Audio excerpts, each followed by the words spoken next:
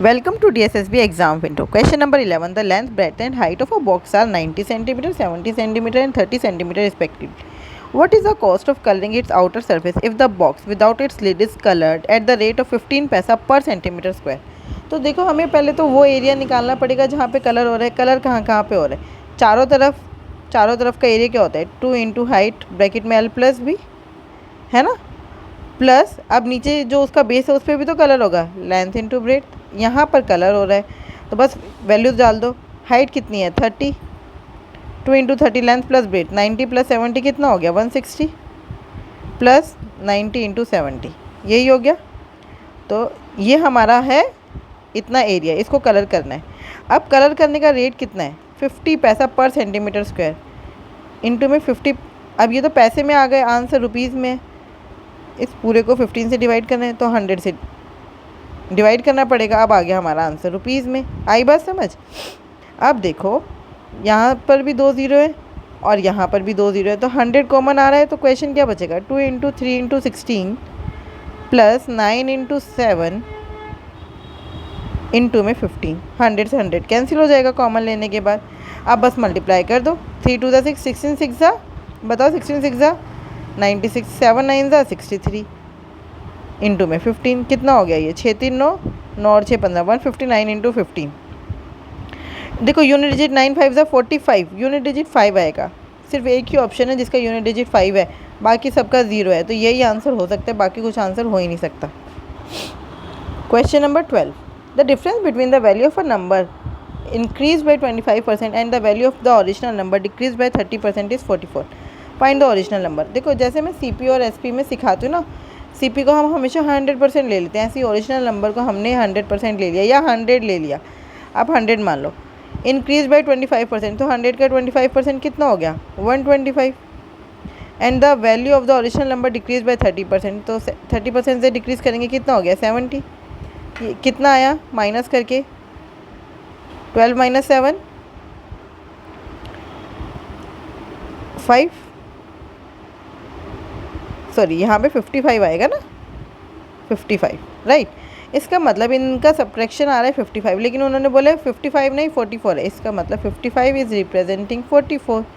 तो 100 किसको रिप्रेजेंट करेगा? बस 44 अपॉन में 55 इंटू में 100.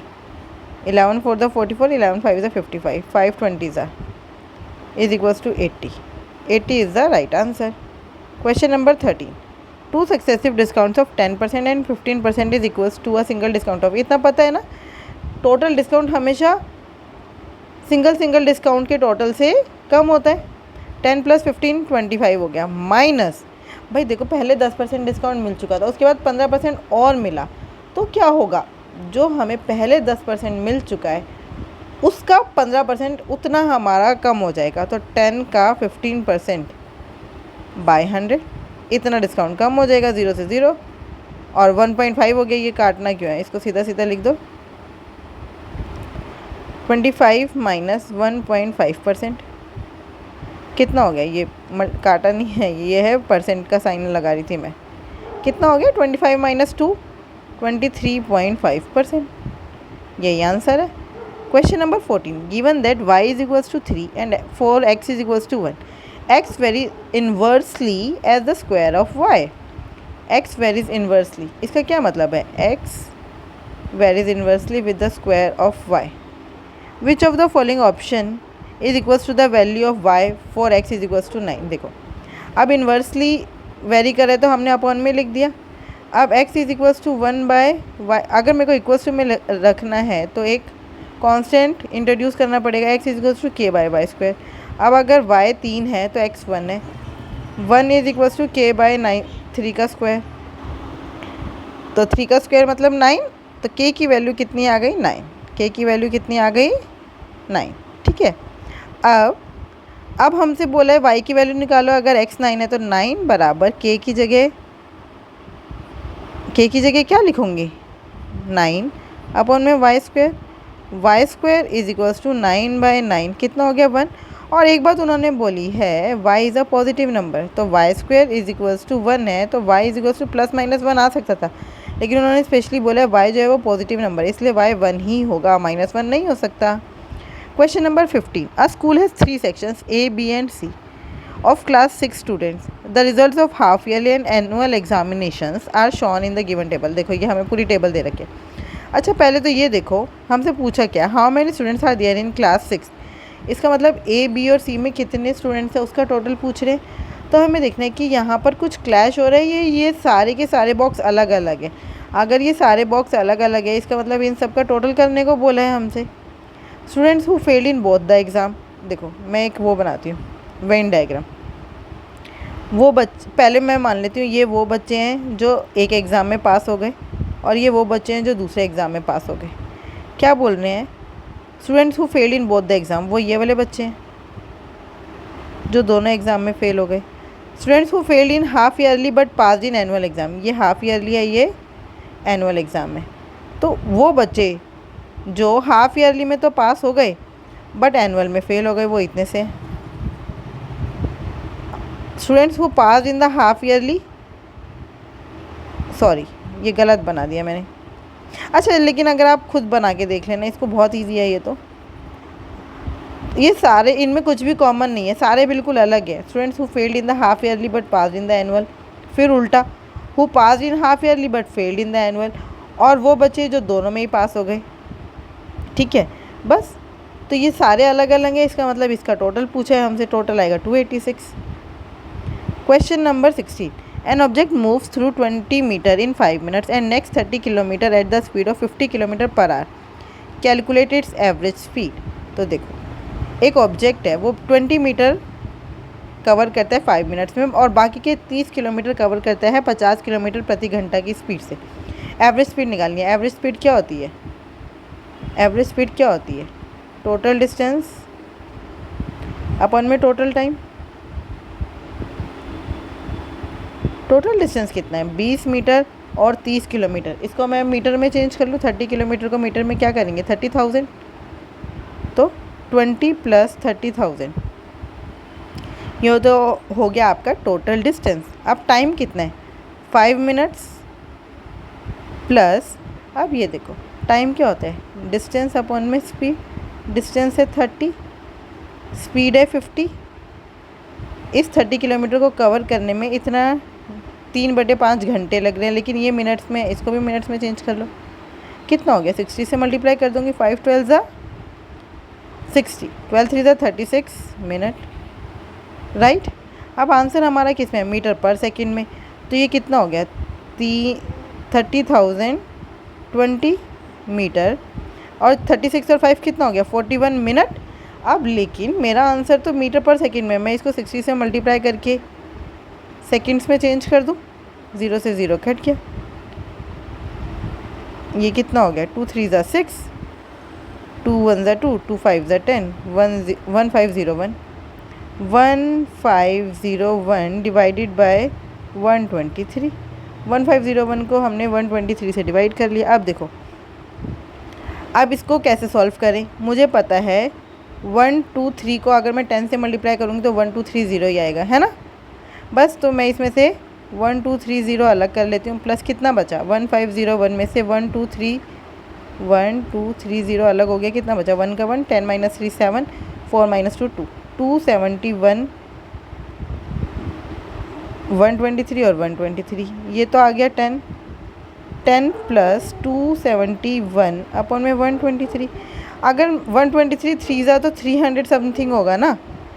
123 2 ज़ा कितना होगा 3 2 ज़ा 6, 2 2 ज़ा 4, 2 1 ज़ा 2, 246. इसका मतलब ये आएगा 10 + 2 पॉइंट समथिंग, मतलब 12 पॉइंट समथिंग आंसर आएगा ना. इनमें से कुछ भी नहीं है आंसर. आंसर आएगा 12 पॉइंट समथिंग. कितना आएगा 12 point something metre per second. ये आंसर है. Question number 17. If 3/2 ratio 1/p is equals to 1/p ratio 1/6. अच्छा तो हमें p की वैल्यू निकालनी है. इसको हम कैसे सॉल्व करेंगे. ये है 3p, क्रॉस मल्टीप्लाई कर लो 3p रेशो 2. 3/2 रेशो 1/p का मतलब ये भी है, क्रॉस मल्टीप्लाई कर दो रेशो में, बराबर है 6 रेशो p. अब बस इसको अपॉन में लिख लो 3p/2 बराबर है 6/p. 3 1 ज़ा 3, 3 2 ज़ा 6. p² बराबर है 4 या 2 का स्क्वायर. उन्होंने बोला p ग्रेटर दैन 0 है, तो p is equals to plus minus 2 भी आ सकता था ना, लेकिन सिर्फ 2 ही आएगा। क्यों? क्योंकि उन्होंने बोला है p is greater than 0।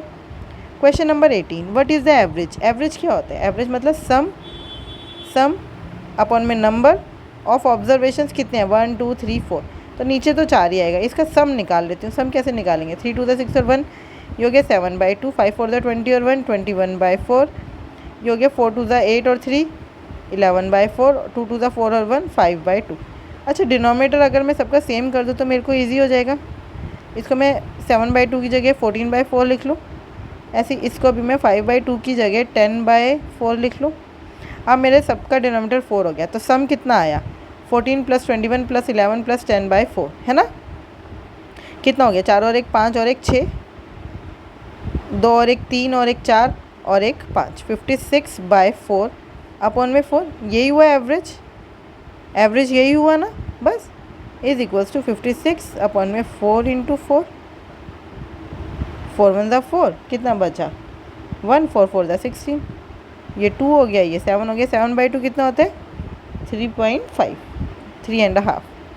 Question number 19, a person travelled a certain distance by car at the speed of 60 km/h and return at the speed of 40 km/h।